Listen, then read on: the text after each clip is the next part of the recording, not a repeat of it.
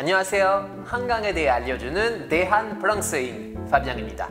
반갑습니다.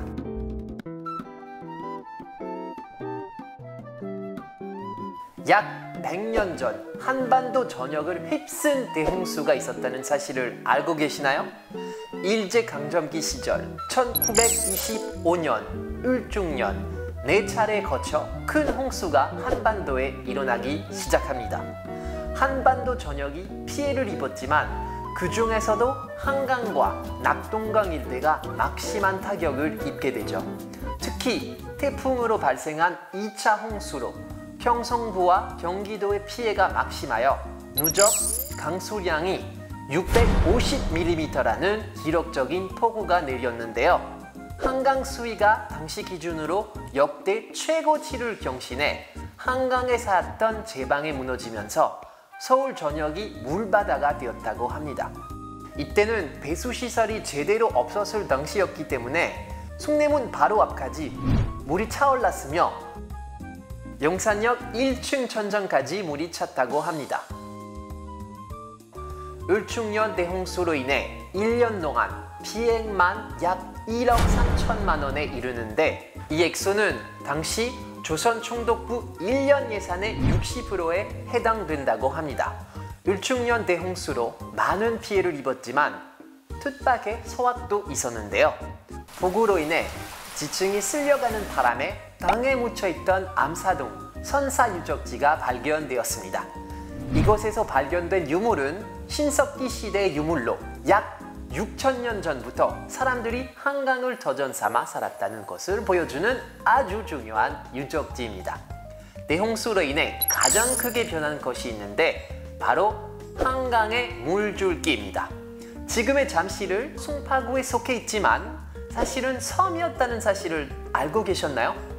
조선 초기 잠실을 섬이 아니라 지금의 자양동에 함께 붙어있는 강북 지역이었다고 합니다. 하지만 잦은 홍수로 인해 자양동과 잠실 사이에 새로운 색강이 생겼는데요. 그래서 붙여진 이름이 새로운 강, 신천입니다. 지금의 2호선 잠실 세내역이 이전에는 신천역이기도 하죠. 조선 중기에 섬이 된 잠실은 을중년 대홍수로 한 번의 변화를 겪게 되는데요. 잠실을 둘러싼 송파강과 신천강의 물줄기가 변한 거죠.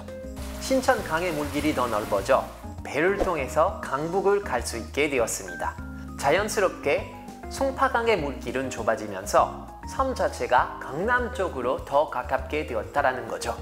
송파는 나루가 있어 상업이 크게 번성한 곳이었다고 말씀드렸잖아요. 하지만 을중년 대홍수로 인해 엄청난 피해를 입었으며 물길의 변화로 쇠퇴하게 됩니다. 그 이후 잠실은 광복 이후로도 60년대까지 전기는 물론 동사무소, 파출소도 없는 버려진 땅으로 남겨져 있었죠. 하지만 1970년대 공유수면 매립 사업으로 더 이상 섬이 아니라 육지의 일부가 되어 강남에 편입됩니다. 롯데월드가 있는 석촌 호수는 송파강을 매립하고 남아있는 유일한 흔적되었습니다. 사실 신천이라는 이름은 조선 중기에 잠실과 자양동 사이에 만들어진 색강이라는 기록과 함께 을중년 대홍수 당시 뚝섬에 만들어진 색강이라는 이야기가 있는데요. 여기서 흥미로운 사실을 알려드리자면 뚝섬은 본래 섬이 아니었습니다. 뚝섬은 서울특별시 성동구 성수동 일대로 지대가 낮아 한강에 홍수가 날 때마다 물길이 생겨 섬처럼 보였기에 섬이라는 이름을 가진 것이지 본래 섬은 아니었습니다. 1980년대 초 한강 종합개발사업으로 뚝섬에 제방을 쌓으면서 완전한 육지화가 되었다고 합니다. 대홍수로 인해 순환을 겪은 섬도 있습니다. 양화대교를 건널 때 서쪽으로 보이는 선유도가 그 주인공인데요. 선유도의 본래 이름은 선유봉입니다.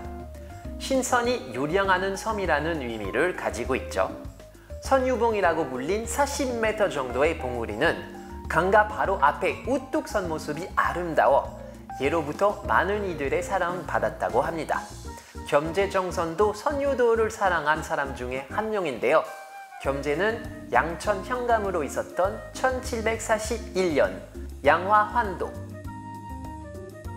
금성 평사, 소악 월후 등 3편의 진경산수화를 그려 지금의 선유도 일대의 한강 규역을 사실감 있게 담아냈습니다.